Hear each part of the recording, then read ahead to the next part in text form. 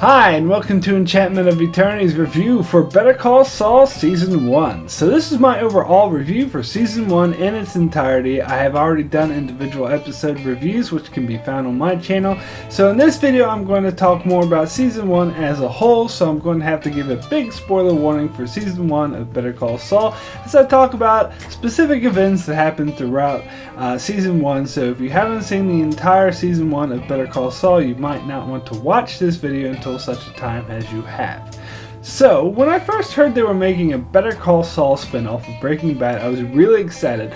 I've talked to some other people who had major doubts. Apparently even Vince Gilligan himself was worried it would be a flop.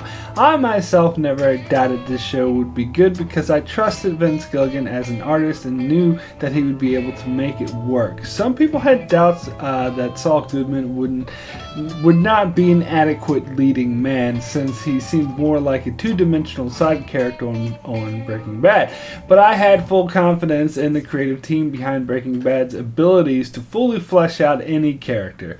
And judging by the comments and reviews of the first season, those people who had doubts were pleasantly surprised at just how well this show worked and how good it was. However, that being said, I wasn't quite as impressed with the show as I thought I would be. I wasn't disappointed either, but I was hoping it would be great. Maybe not as great as Breaking Bad, but at least near there, and it's not, at least not yet. I do have high hopes, since Breaking Bad itself, in my opinion, didn't have that great of a first season and got better with each season. So I'm hoping the same can be true of Better Call Saul. Better Call Saul had the same sharpness and excellence in filmmaking abilities that Breaking Bad had, such as it used repeated background noises to enhance atmosphere or stylistic shots and artistic musical montages. In fact, Breaking Bad had this note of humor and silliness to it, but at times it seemed out of place or was overall overpowered by the weight of the seriousness of the heavy drama. However, this sense of humor works a lot better in Better Call Saul, which is a much lighter show overall. However, I'd still say that Better Call Saul is more of a drama than it is a comedy. So Season 1 of Better Call Saul was a bit different than I expected, as it goes back a lot further than I expected, where Saul isn't called Saul at all, but James McGill or Jimmy McGill. Of course, we knew that was his real name because he mentioned it in Breaking Bad, but the show is called Better Call Saul. In the first season, you get no mention of Saul, just a guy named Jimmy McGill. So if you haven't seen Breaking Bad, the title of the show wouldn't really make sense. So what I was expecting was to see Saul Goodman in the first season, since that was his name, that was the name of the show after all, but instead the show went a lot further back than I expected, and instead showed us a man who was not that suave, slick talking lawyer that we knew from Breaking Bad, but a lawyer who wasn't that good, trying to emulate the rich mainstream lawyers. Of course, Season 1 gave the story of his transformation, of how he went from being this do-gooder who wouldn't have anything to do with outlaws or wouldn't be a crooked lawyer, to the sleazebag that he would eventually become. At least the start of his transformation. And it was executed excellently, and in retrospect I think it's quite brilliant the way it all fits together, but at first it moved a lot slower than I expected.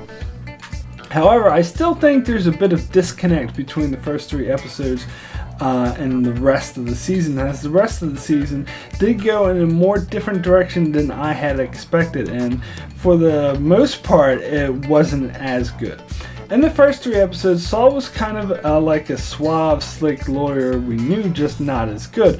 But in the rest of the season, he was trying too hard to be a high, upstanding lawyer and to do the right thing. Also, the first 3 episodes left me with the impression Season 1 was going to be about how Saul gets involved in the criminal element, but we never really heard anything about that in the rest of the season. And to be honest, I was really disappointed about that, because that's what, perhaps that's what Season 2 will be about, because the Saul Goodman from Breaking Bad was deeply involved in the criminal underworld, had all sorts of connections. The most common phrase he would use was, "I know a guy," and at one point he was giving Walter White and Jesse pointers on how to be drug dealers. The Jimmy McGill in season 1 wouldn't know the first thing about it. We saw in episode 4 he was telling Nacho off for doing stupid things, that would have got him caught. So I thought that would be the beginning of Saul becoming this criminally minded person he would eventually become, but then the season never touched on it again, which kind of disappointed me. But I did get the reason why they did this and how they chose for season 1 to be about Jimmy trying really hard to go straight and narrow and overall just be like his brother. So season 1 gives us the story of how he goes from trying to be like his brother, a legit big time lawyer, to the sleazy lawyer he will become. And that ultimately is by embracing his origins as a con artist. And it was cool to get his backstory as well, as we learn about Saul from the time before even the show starts. And then there's the development of the character Mike, as we got his backstory as well, and we got to see him in a whole new light. And his backstory was amazing drama and probably made for the most powerful moments of the season. It's funny how he just starts out as the guy in the parking booth who's a pain in Saul's ass, but his part just grows from there. One might get the impression from my episode reviews that I didn't care all that much for Mike's storyline this season, but let me make it crystal clear, I absolutely loved how they did his storyline this season. The episode that focused on his backstory was one of the most powerful of the season, and the scene where he goes on the protection job and ends up beating up the cocky guy who was hired to work with him and scaring away the man mountain, that was just brilliant. But the problem I had with the Mike stuff is that, for the most part, it felt disjointed. In episode 5, they showed a scene with Mike and Saul together, and then it switched focus to Mike and stayed on him until the start of episode 7, when Mike and Saul were in a scene, together again, and then they switched the focus back to Saul. I feel that they only got away with this because Mike was already an established character on Breaking Bad, and had this been a new character, they would never done that. And in the last couple episodes, his storyline, although cool, I thought was really disjointed and separate from Saul's and seemed almost irrelevant.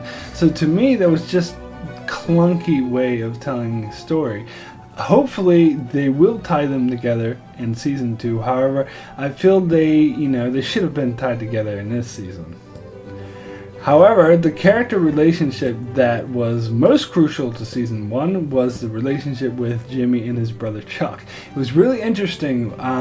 One in which was very dynamic. Basically, Chuck was historically the more responsible sibling that was an upstanding member of society, whereas Jimmy was the black sheep in the family, the disappointment who had questionable morals.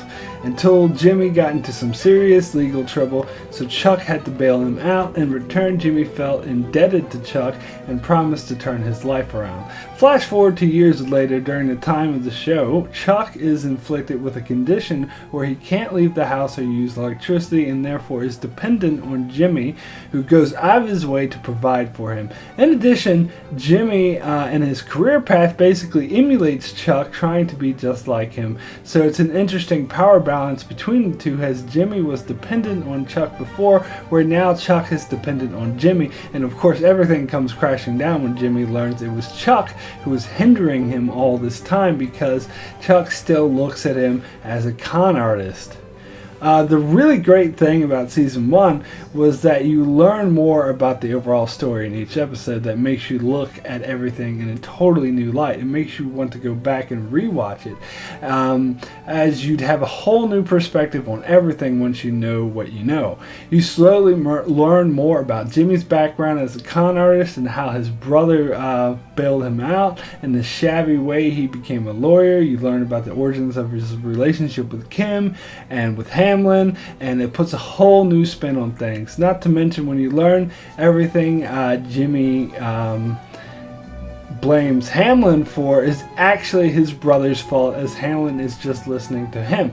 That really puts a spin on things, and that's something I really appreciate. So now I'm going to count down the episodes of the season in order from my least favorite to my favorite. This order isn't necessarily in line with the rankings I gave each episode. That was my initial reaction, and I'm looking at the episodes in relation to the whole series. Number 10, and thus my least favorite of season 1, is Alpine Shepherd Boy. Not a bad episode, but overall I'd have to say it's the least interesting, as it mostly follows Saul and his list of crazy clients, which I found comedic but not very realistic, and the ending is just a setup for the next episode. However, the stuff with Chuck in the hospital was interesting. Number 9 is Bingo, another episode that was kind of slow about Jimmy trying to, settle in his life in elder law. It does get a bit interesting with the Kettlemans, how they stubbornly refuse to take a deal, and then Saul enlists Mike's help to force their hand. Number 8 is Hero, an okay episode that ties up the storyline with Nacho with a great speech Saul gives him, and it shows that Jimmy still has a little bit of slipping Jimmy in him when he pulls a con in order to get attention. Number 7 is Marco, another okay episode where we get Saul's origins. While although slow at times and not at all the finale I expected, it does a great job in tying in the whole season together and showing us the origin of the birth of Saul Goodman. Number 6 is Uno, a great start to the series that introduces us to Jimmy McGill and his tough situation, and ends with a great con job gone horribly wrong. Number 5 is Rico, a pretty strong episode that's mostly a setup for the next episode as it introduced the big class action case. It has some really great scenes with Jimmy confronting the nursing home and its lawyers, and Chuck, gets his groove back. Things are looking really great for the McGill brothers, but you somehow know it won't go down that way. Number 4 is 5-0, a really strong and powerful episode in which we get Mike's backstory, which, totally fits his character so well and features some amazing performances. However, it seemed kind of out of place compared to the rest of the series. Number 3 is Miho, the great conclusion to Saul's predicament with Tuco that was concluded in a very interesting fashion as Saul learns just how good of a lawyer he is, which leads to a great musical montage of Saul kicking ass in court. Number 2 is Nacho, a really intense episode where the stakes are highest as Saul's conscience gets him into trouble when the Kettlemans disappear, and Nacho blames him and threatens his life. With a little help from Mike, Saul manages to solve this conundrum. And my number 1 favorite episode of season 1 of Better Call Saul is Pimento, an amazing, powerful episode that brings it all together with one shocking scene that was performed beautifully and makes the audience rethink everything they thought that they knew about the show. So, my rating for season 1 overall is an 8, extremely good.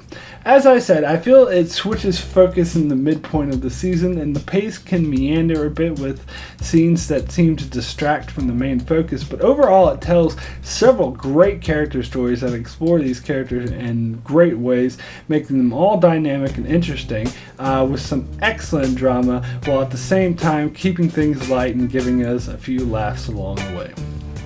So that's it for my review of Better Call Saul Season 1. You can check out my channel for individual reviews of each episode of Better Call Saul, and subscribe to keep up with other videos I do. I do Game of Thrones videos, Lost, Star Trek, and other various movies. So make sure you subscribe to keep up with all that, and thanks a lot for